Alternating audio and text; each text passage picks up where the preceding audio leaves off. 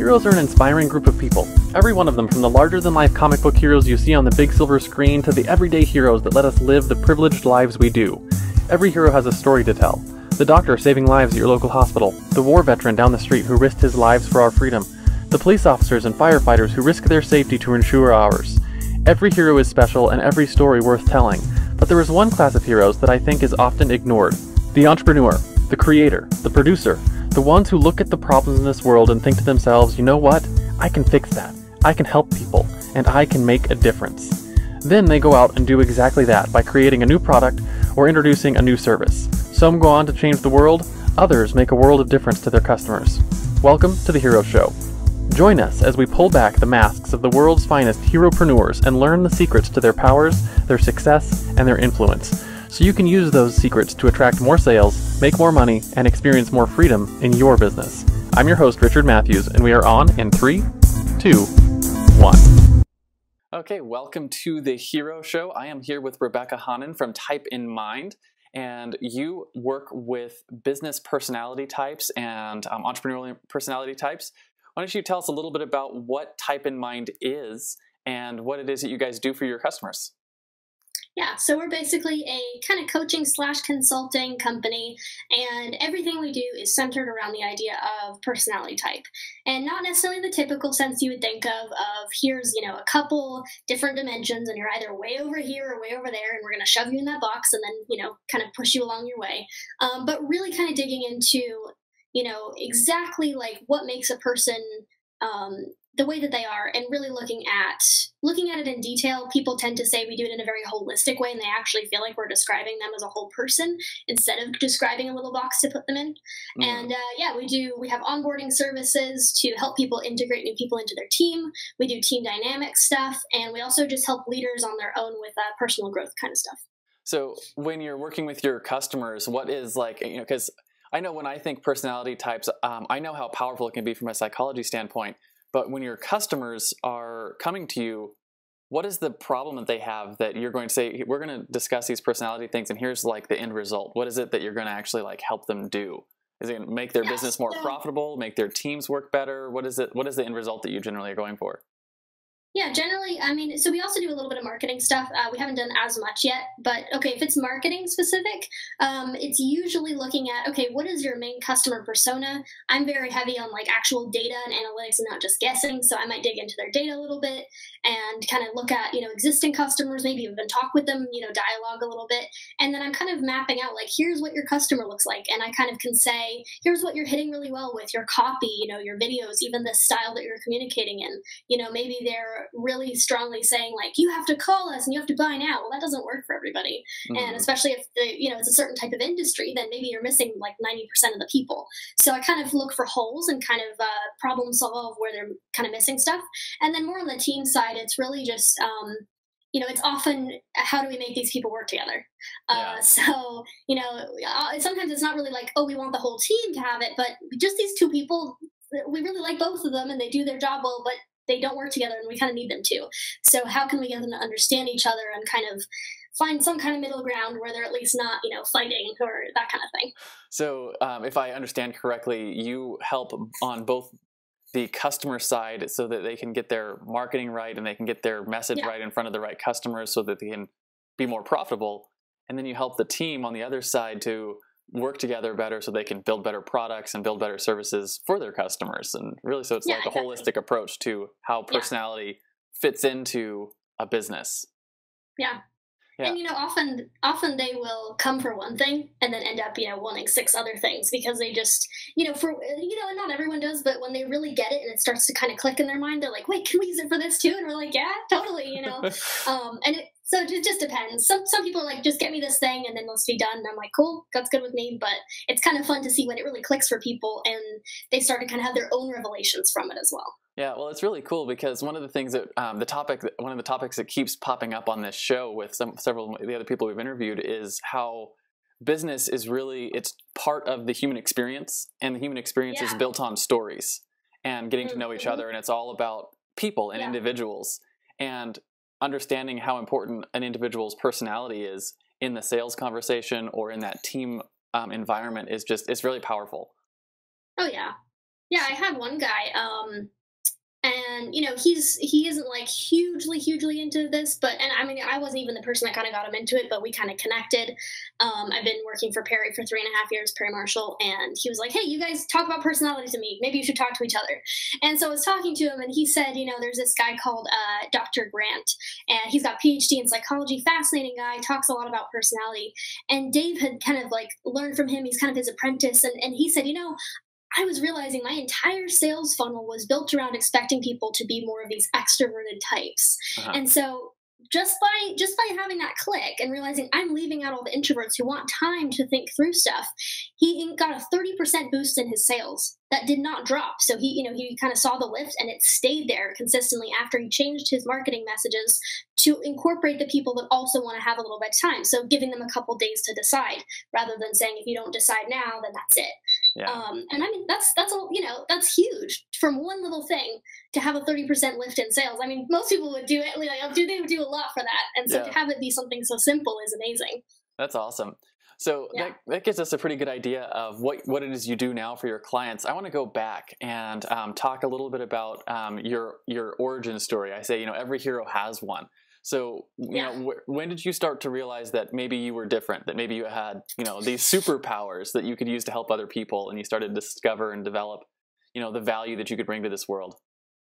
Yeah, I mean, okay, so I grew up with my parents were entrepreneurs. So to me, it's like you need money, you just go figure out something and do it. Not like, oh, you go get a job. Like I've always felt a little weird in jobs. I've always had kind of quirky jobs where, I work for Perry and I don't really have this one role. I kind of am like, I do 15 different things, and it's very, kind of customized. And I just don't do well with a typical job. And I never have. I was a kid, and I was like, maybe 13, and I was at like this youth camp for church for the summer, and I was like making some friendship bracelets, and those people were like, oh, I like those. I made $40 selling them for $1 each over a couple of days. And to me, that's just like, I made stuff out of duct tape. I made like wallets and purses, and I've kind of always been doing that, and I never really realized it was weird until I kind of, when I ended up working for Perry, and I'm like, oh my gosh, like there's this whole world of entrepreneurs, and they're all crazy like my family, and it's great. And I don't understand the people that can just go do a normal job, and it's great because someone like needs to do that, but it's never been a thing that I could do. And so I love the freedom of it. I'm the kind of person that if I want to work at 2 a.m. on this thing that I suddenly like thought about, I want to be able to just do that. I don't want to have to be like, oh, I have to get up at 7 a.m. and go to my job and do the same thing I do every day. It reminds me a lot of myself because, I remember I was 13 and just started high school and discovered that people were buying candy at school at the time. So I talked my dad into taking me to the local big box store, and I bought all the candy that people, and like even fancier candies that you couldn't get at school. And, I could buy them for cheap. And I started coming to school with a backpack, just like, pounds and pounds of candy in there. And I was selling it for like $1, $2 a pop. I made a couple $1,000s at school selling, high-end candy to all of my friends. I became the candy guy. Lasted all of about 6 weeks before the administration caught on and told me I wasn't allowed to do that at school. But that's where that's pretty good. that's where I got my start. And I was like, yeah. And I remember even like further down the road at school, they did what do they call it? A Renaissance fair, and it was like the English department in high school, and everyone had to dress up and like. You could put up booths and everything, and I was like, oh, I know what I'm going to do. And, everyone had these booths where they were demonstrating things for, the Renaissance fair, like, bringing their birds or their dogs or sewing and stuff like that. I built a water table, and I sold water bottles for 50 cents a pop because, we're in Southern California, it's the summertime. It was like 110 degrees at the thing. So everyone else was doing cool stuff. I walked away from the Renaissance fair and, in 10th grade with several $100s in profits. You're like, I'm not doing show and tell people. I'm going to make some money. So, I totally understand where you're coming from. So when did you get into the personality type stuff and the typing for people? So at this point, I think it's been almost 10 years since I first got into it. It was, a group of friends, the classic kind of MBTI thing. Hey, take this test. Like, I got this, da-da-da. And it's interesting because when I first learned about it, I was with a group that are actually all the same personality as me, but they were all guys, right? Hmm. And my type is like more heavily logical, and they're like, "Well, you're more feely than we are, so you're probably like the feely version of it." And so for a long time, I was kind of like, "Oh, I guess this is it." And I did a lot of research into it because I just found it really interesting, and had other friends take the test, but it didn't really click until I was, let me see. I think it was in 2012. I kind of dug back into it because I was just like, I am really not like most people. And I had, over the course of about 5 years, I was doing school in Northern California, and so I lived with, I think, almost 40 different girls as roommates at different times over the course of that. At one point, I was living with 14 of them At one time. yeah, and it was two houses. There was a guest house in the back, but we were all sharing one kitchen. And so I was like, I'm noticing that I'm not really the same as most other girls that I know. And so I kind of dug back into this, I think, kind of, with that in mind, like, why am I different? And I realized after all of this time, like, I was the same as these other guys, but, it looks a little different when you have different genders, and there's all sorts of stuff that all your experience plays into it, right? Hmm. So I'm looking at it, and I find this website, and it's called intpexperience.com. And this website basically dug into something that was completely different than most of the stuff I had seen before, which was something called cognitive functions. And this is actually what breaks down, really what it was the core of what Jung discovered, which is what MBTI is based off of. And the more I got into it, like I actually found myself crying, which is very unusual for me, as I was reading through this, because it described in exquisite detail the way that I kind of understand my feelings and just different things about the way my brain works. And I was like, oh my gosh, this is crazy. So after that, I just kind of like dove all the way back in again, and it's kind of hasn't stopped since then. And I started having friends, kind of go through stuff. And, I actually moved in with 4 other girls, and moving in, we'd all thought we were this one type that I had thought I was before. And by the time we all moved out a couple years later, none of us were actually that. And, we realized how easy it is for people to kind of think like, oh, I want to be this kind of person. And it's not actually who you are. And once you get on this path of like actually understanding who you are at the core and what you really want, you end up, you get this whole kind of growth pattern that you're able to see, and like, oh, I'm at this stage and here's what the next stage looks like. And it just kind of made me feel like I actually make sense, and I don't have to try and be like other females to be healthy and awesome, but I have my own unique kind of path that I can go on. And it really just, I started kind of just, anytime someone came to me with any kind of like relational thing or whatever, I was always like, oh, well, you're like this, and it sounds like the person you're describing is more like that, and have you tried this? And then they'd come back to me and be like, oh my gosh, like you just changed everything. Like we had this long conversation, and this problem we've had for 10 years, I was able to forgive them. And I mean, so the more and more that happened, the more people were like, you should really do this as a business. And I was like, all right. And help people. Which Yeah. I think dovetails really beautifully into what your superpowers are, right? And you've talked about it a little bit here, but now, you specifically, what do you help people do that helps them solve their problems? And really, like I say, helps them slay their own villains, right? So yeah. So one of the things is kind of what I mentioned, which is, you look at self-help books, and they really work for a couple types of people, and they don't really work for everyone else. Like either they're just like, no, I don't want that, or the advice just doesn't fit. And it's kind of because I think they're written by a certain couple of types, and they appeal to those couple types because they're looking for, hey, just tell me what to do. And these people are like usually older and wiser, and they're kind of similar, so the advice fits. But what I noticed is that the same advice never works for the same people. Or for everybody. I mean, you could be, say you're in a church and there's a pastor talking, and here's what you do with this problem. Well, some of the people in the audience will be like, oh, that really resonates with me. And they'll go home and they'll be like, this has changed my life. This is amazing. And other people will be like, what? That doesn't make any sense. So they might try it and just feel really uncomfortable, but they feel like it should work for them. And so there's this thing that just drives me crazy that's so common, that's like, oh, I tried and people said this is how I should be, and I don't know. And, I don't think it's inherently just that people don't know them, like are insecure, but it's kind of this lack of self-awareness of not realizing that, even though something worked really great for your friend, it doesn't mean it's going to work for you. And so for me, my goal is like self-awareness, right? So, I mean, that's a core problem with a lot of the personality tests out there, is people take them and they don't understand themselves.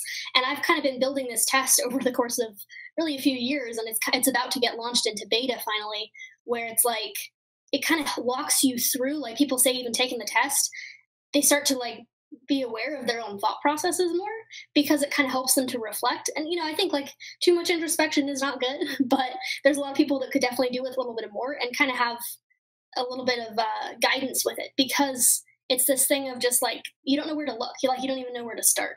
So I think I kind of give people this little thing of, hey, you want to just be happier and enjoy your life more and all this kind of stuff.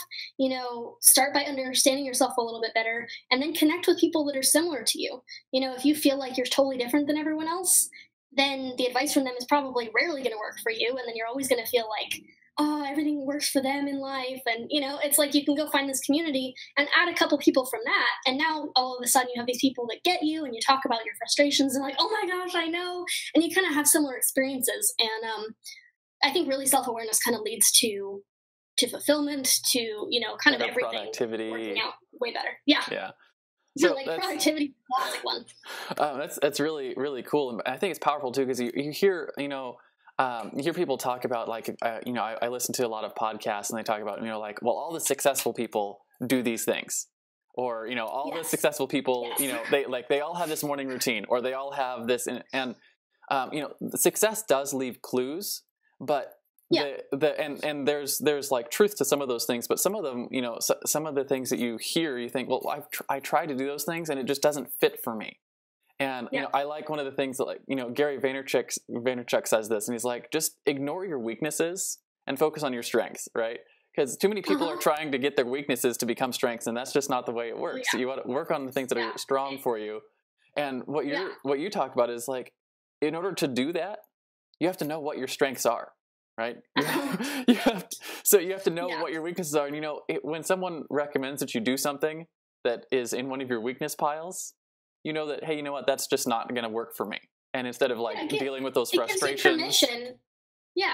It gives you permission to say, like, I don't have to do everything that everybody throws at me. I can be selective, and I can know, like, okay, I know my mom wants the best for me and she wants me to do this thing or thinks it would work. And it's like, you can just know and feel good about saying, you know what, that's okay, I'm good, Or like, you have a lot of people that talk to me and they say like, oh my gosh, like all of these things that, I thought were bad about me are also my strengths. And I've just never been able to see them in a positive way, because, everyone teases them about them, or, they've always experienced problems because of them, and they've never gotten to experience them as strengths. And so that's huge for somebody to realize, like, I'm not just a crappy person. It's like they just were so heavily focused on their weaknesses, and it's not necessarily their fault if the people around you don't see that as a strength. That makes it really hard for you to see it that way. If everyone's always telling you like, oh, you're, to this and to that, it's going to be hard for you to see like, oh, but that's what's awesome about me. You kind of need that redirection of like, hey, usually the things that are your greatest weaknesses, the other side of it is also your greatest strength. Yeah. So and I think that's really it's really powerful in a lot of things when you realize that, and like you do it in your own life, and you start like, even with your relationships, like my wife and I chit chat all the time. She's like, how could I, be better at this or that or the other thing? And because she always wants to be like, she wants to be a better wife or a better mom to me and to my kids. And she's like, well, I'm like really clean and organized because that's just part of my personality. And like, I grew up, and if I had put like my socks inside out in the dirty laundry, my mom probably would have had some sort of psychic premonition, and I would have like got struck by lightning or something.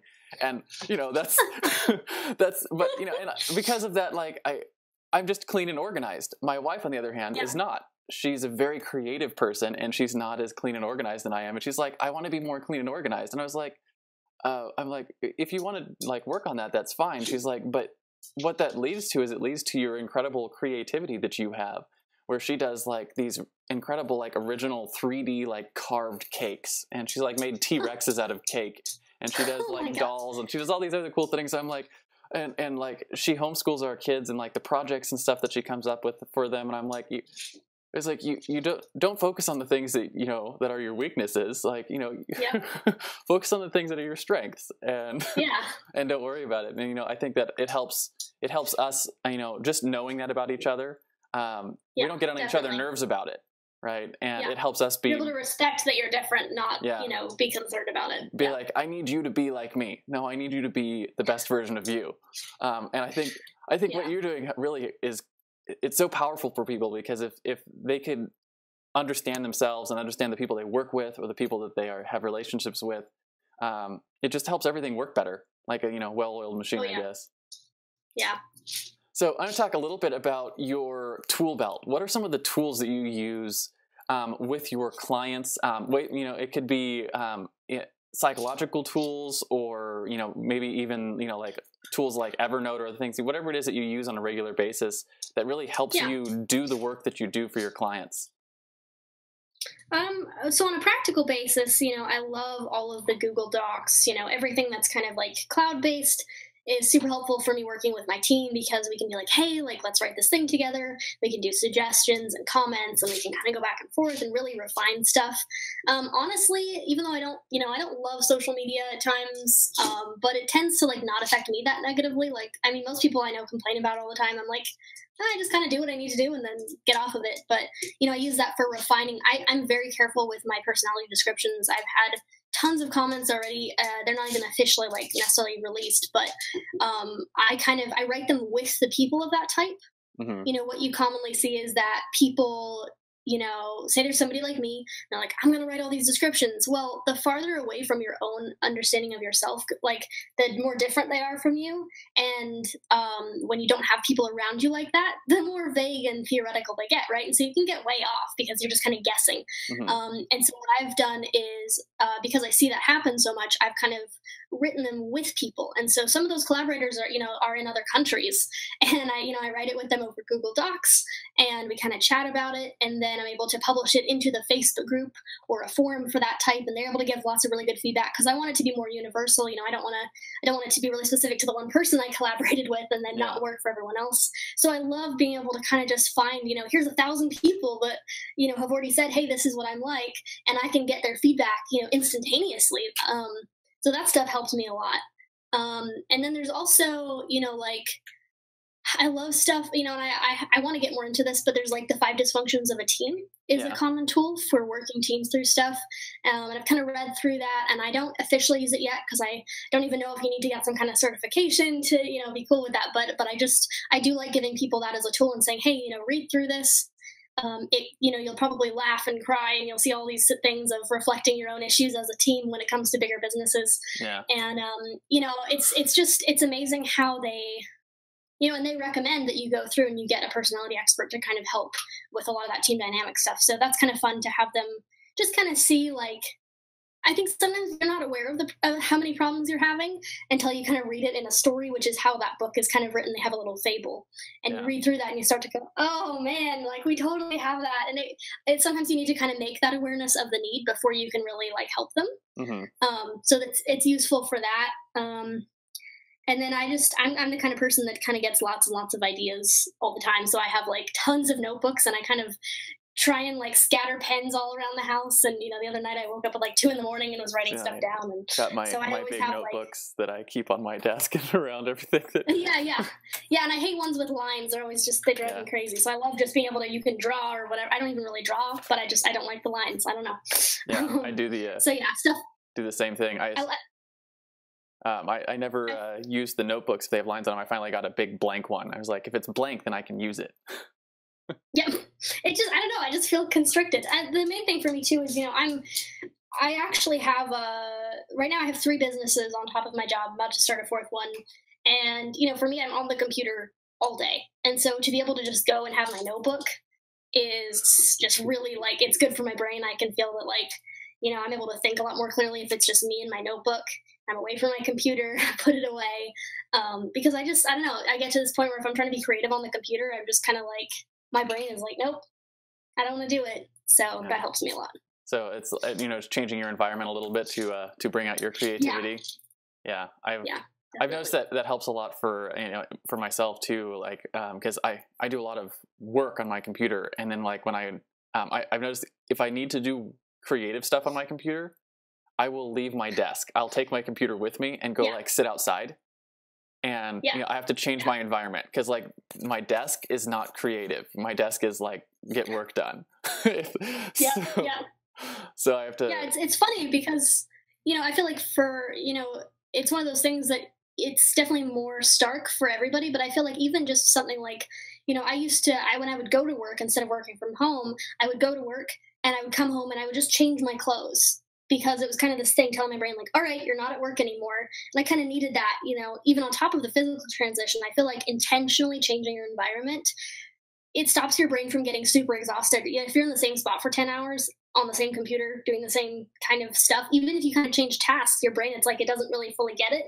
And it's just kind of like, I'm not in that mode. So yeah, I love that. I love being able to physically shift things to tell your brain, like, okay, now we're doing a different thing. And it seems to make a big difference. Yeah. And I know I do the same thing in my life. So hopefully that's something our listeners can pick up on. Change your environment. If you need to change what you're working on, it helps a lot.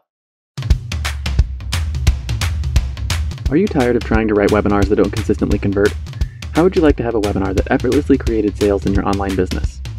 You can. Introducing the Webinar Alchemy Workshop. Webinar Alchemy Workshop is an online masterclass that will help you write incredibly persuasive webinars for your online courses quickly and easily. Using what you learn in this class, you can build a webinar that educates your entire audience while still creating sales. For a limited time, you can purchase this masterclass for only $7, and you'll get the exact framework I've personally used to help my clients sell more than $1 million worth of online coaching and training just over the last year. Simply text the word alchemy, ALCHEMY, to 444999, and I'll send you all the details. The music is by Purple Planet Music. Visit www.purple-planet.com. Working on it, it helps a lot. So yeah. I want to talk a little bit about your mission for Type in Mind. I talk about, Spider-Man fights to save New York, Batman fights to save Gotham, Google fights to index the entire world's information, right? So we can search it. What is Type in Mind's mission? For me, so a lot of it comes down to the self-awareness, but I feel like there's a couple specific types, and they are really misunderstood by the general population. And what's really sad is they have so many gifts, and they kind of end up just being ignored or pushed to the side because they don't necessarily have the ability maybe to sell themselves. Even though they have like an amazing brain, maybe they're just not as good at like knowing how to present that to people. Or, you just kind of, you see this a lot with maybe like you have mathematicians or programmers or something like that, where it's like they have skills that are really needed. And yet when it comes to actually like presenting them, there's a reason, there's usually a trade-off, right? So you could have a really amazing mathematical brain and not so much socially. And what's hard is like, for me, I found that I really like, doing all the math stuff or, doing all this really complex theoretical stuff. But then when it comes to actually, you can't just study it. Like you actually need to share it with people to feel fulfilled. Mm-hmm. And so, it's really tough because I would love to just be learning all day. But you have to actually develop these skills to share it and teach it. And so I want to find these people and these types that are really, really intelligent and help them actually find ways to share their stuff, because I feel like there's so many of them that we're just missing out on all of the knowledge that they have and their unique ways of thinking and stuff like that. And I want to help them, specifically there's one type where I feel like often they really, really struggle in their teenage years. And I think it's because as parents, they're quite rare and they're quite different. And so parents, don't really know how to parent them because they're just not what they expected necessarily. And they're usually very different from them as parents. So it's things like that, where it's like, there's just this clash and it's like, you've got this beautiful person and they have an amazing mind. And yet they can end up having a really crappy life because they're misunderstood. And all you need is this language. They don't understand themselves to start with, so they can't. Yeah, exactly. So they can't say, no, I'm more like this, because the language is missing.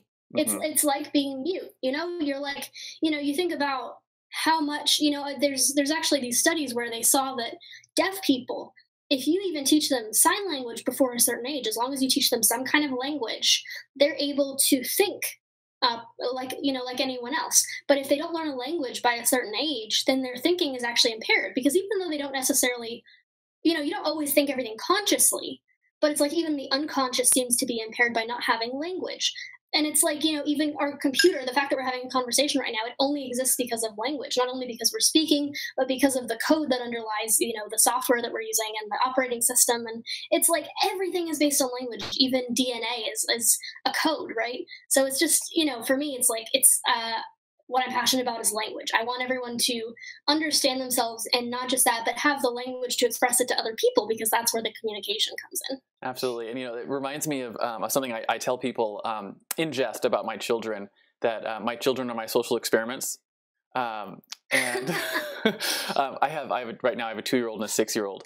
And when my son was born, I remember I didn't know anything about kids, and other than like I've got this little tiny child who's like a completely blank slate, and I don't know what to do, so I might as well like experiment on them, right?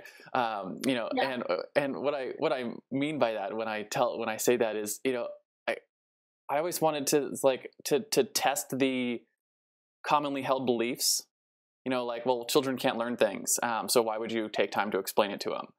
Or like, and things like that. So like, I remember, just a couple of years ago, my son was 2, and we were in the backyard, and he was throwing a ball. He wanted to try and get it up on the patio, and he couldn't do it because he was standing like right under the patio. So, and it was like straight up. And so I sat down and I talked to him, and he's 2 years old. He can count to 10 basically. And that's like his language abilities, and say mom and dad, and like, that's it. And I sat there and I explained to him the whole geometry and the physics behind why he couldn't throw it up there. And like, I talked to him about, if you had a shallower parabolic arch on your throw, you can take that same like amount of work you're doing, you can get it on there if you step back like 10 feet. And, my stepdad comes out, he's like, why are you explaining physics to your 2-year-old? And he's like, 2-year-olds can't understand that stuff. And I was like, I don't know that. I don't know what he can understand or what he can't understand. And about 2 weeks later, we come back outside, and he wants to throw the ball again. And he looks up at me, Daddy, and he goes, he says, he said parabolic arch. He said the word, and he stepped back and he threw the ball and got it on the porch. And I was like, boom. And it's interesting because, because what I've noticed is over the years of teaching my kids, the bigger their vocabulary is, the more advanced their play becomes, the more advanced their imagination becomes. And it's like a direct correlation that the more I teach my kids about the language we speak, the more vibrant their imaginary worlds become. And it's like a direct correlation that the better they become at communicating, the more the more thoughts they're capable of holding in their head. And I've got this like working theory now, which you just talked about the deaf children. If they learn a language, they can think better. That I've noticed, like my son now, because we spend a lot of time with language with him. He's 6 years old, and people talk with him like he doesn't talk like a 6-year-old. Like it's like talking with a young teenager, and they're just blown away. And it's like I think it has a lot to do with language, because his level of thinking is not determined by his age or his status. It's determined by the amount of language he has a command over. And so I don't know, I think that's really fascinating. Yeah. And I mean, it's, people often say, get your kids to read. And I think it's because like, for me, I was 3 and I was begging my mom to read, for her to teach me. And she was busy. She was doing nursing at the time. I was born in Ireland. And so we moved to the States, and she wasn't working anymore. And so I was 4 at this point. She's like, okay, I'll teach you how to read. And so, by the time she took me to go to kindergarten, I was already reading like chapter books, and she was like, what's she going to learn? It's like, oh, the colors and the numbers. And she's like, what? Like, she's already reading, like, and so she homeschooled me. I was homeschooled through everything because it was just, and I finished school year early, and, I kind of just taught myself, kind of from like 11 on. I mean, she would ask me my questions, but I was like, just give me the textbook. I'll go read it.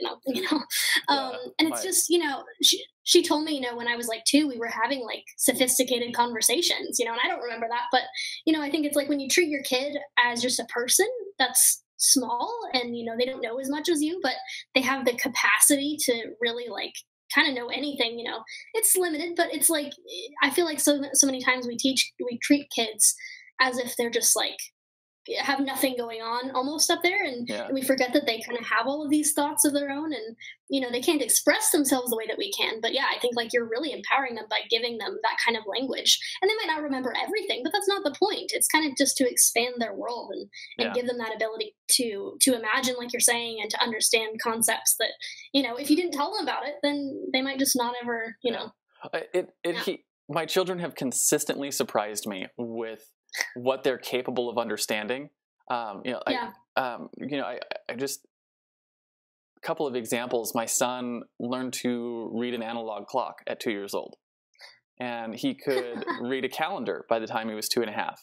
And like those are all like things that you wouldn't expect a 2-year-old. You know, like he can barely run. Yeah. Like he falls over Like, when he why would runs. he even? What 2-year-old is trying to read a calendar or an analog clock? You know, like, but you he just thought don't it was expect fascinating, and you know, he's 6 years old now, and he's like, he would just barely be starting kindergarten, but he's doing 2nd and 3rd grade curriculum for a lot of his work. With the exception of like writing, because he's 6, he can't hold a pencil still yet. He doesn't have the dexterity. So I think a lot of times we hold our children back based on the physical. Like, you know, it takes a while to get your body to that level. But their mind, like they come out of, you know, there's a reason why they're like 1/3 head when they come out, right? Because it's so true. Because you know, they have these powerful, amazing minds, and I think it was just very poignant what you said, that if you can help someone get the language to express themselves and express what's in their heads, then they can communicate with other people, and they can be more productive in their lives, and they'll be able to, the value that they have, they can give it to the world in a far greater capacity because they understand themselves. Yeah. So, but long way to say, I think your mission is very cool.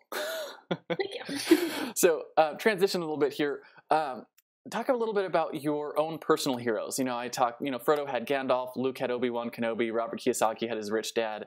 Who were your heroes? Were they speakers, authors, peers that were just a couple of years ahead of you? And how important were they to what you've accomplished so far in your life? I mean, I definitely have to say my parents, you know, they've been entrepreneurs my whole life, but they've never had this hugely successful business, or, you know, they've never had this like huge kind of breakthrough happen. And yet they still keep doing it. And it's like being able to just say like, look, this is how I am. I'm an entrepreneur. And not just say, well, if it's not working, then, you know, I guess that's not me. I should just go get a job. And there have been times they considered it, you know, but it's just like at the end of the day, you know, they're just entrepreneurs. They can't help it. Right. And so like we just started a business with our whole family, you know, basically as an agency for startups, because we're like, hey, we've been doing all this stuff separately. Why not do it all together? And so, but just seeing that they always keep going, and that, you know, even when they're kind of like, I don't know how we're going to pay the bills this month, it's not like, well, why don't we just go get jobs and, you know, go back to the normal, you know, easier, because it's easier sometimes to go for the stability and that kind of thing. And yet they never do that. I would have to say Perry Marshall as well. You know, there's not many bosses that will let you kind of have a job the way I have, where I get to kind of, you know, say, hey, what about this thing? And kind of come to them with all these crazy ideas and you know, just kind of move around and work on different things.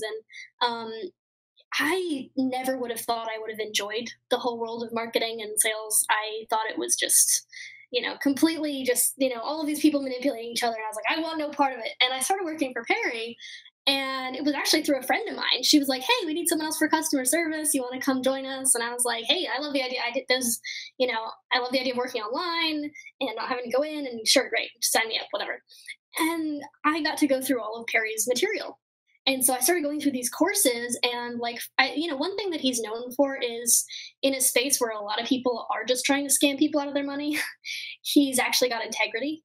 Yeah. And he's also kind of similar to me in personality. And so kind of having that where he gets into that theoretical kind of principle stuff, but he also is like, hey, if you're ripping people off, I don't even want to talk to you. Like, I'm here to help people. The main core of it for me was understanding that marketing is really just about connecting the right people with each other.